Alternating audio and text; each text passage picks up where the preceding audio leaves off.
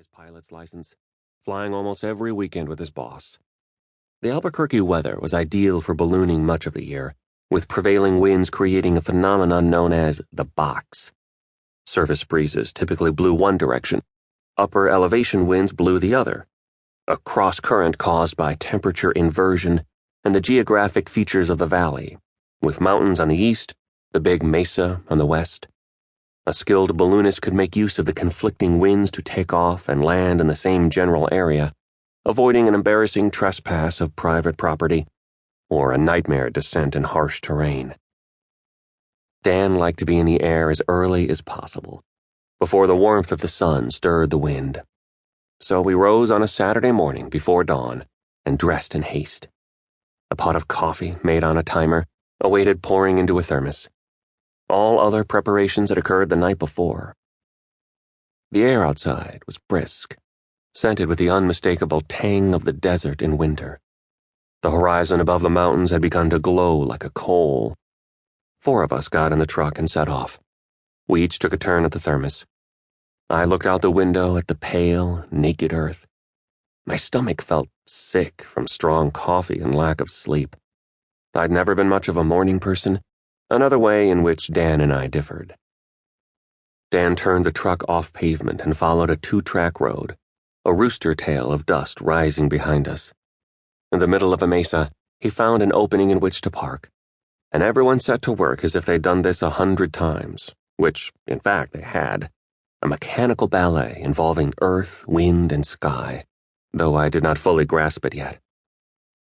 I helped my Aunt Ruth lift the wicker basket out of the truck bed. My Uncle Robert readied the gasoline-powered fan. Dan unrolled the envelope of the balloon on the face of the mesa, securing it to the basket with a series of cables. Once Robert had the fan running, Dan pointed it at the mouth of the balloon.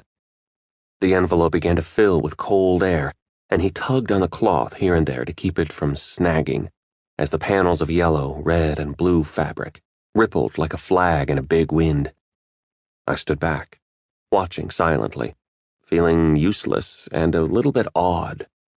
I wanted to offer help, but I didn't know how, and Dan gave no sign that he needed any, so I stood with my hands in my pockets, trying to stay warm, trying to look ready but not too eager.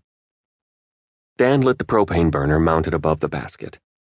He fired off a horizontal sword of flame, slowly warming the air inside the balloon. The burner roared and went silent, roared and went silent. No one said a word. The balloon slowly stretched taut.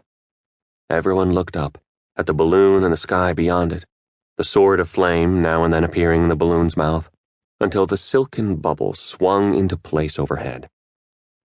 "Get in!" my Aunt Ruth yelled, as a gust of wind came up, the first of the morning. The urgency in her voice jarred me from my reverie. No time to grab the 2-way radio for contact with the chase truck. No time to grab my camera to document the moment. No time to waste if I didn't want to miss the ride. I got one leg over the edge as the basket made a lateral hop.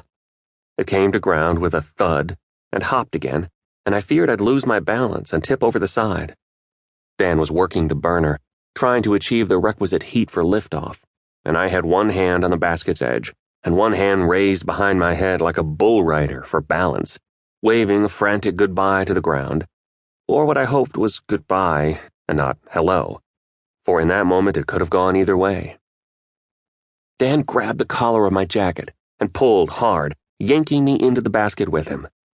For a second I crouched at his feet, breathing with quick little rasps of fear at how close I'd come to missing the ride. He looked down at me and laughed, shook his head. He hadn't expected the sudden wind and admitted as much. Still, he couldn't resist a poke at such an easy target. "Way to be quick on your feet," he said. After a 2-beat pause, he added, "You might want to stand up for this." I rose and looked down at the world we were leaving behind. Ruth waved up at us, a stick figure receding on the mesa. The mesa itself shrank to the size of a tabletop, then a postage stamp. The whole of Albuquerque slumbered in the cold light of sunrise, the dun-colored earth inscribed by the valley of the Rio Grande, a gray thread curling through the city's seared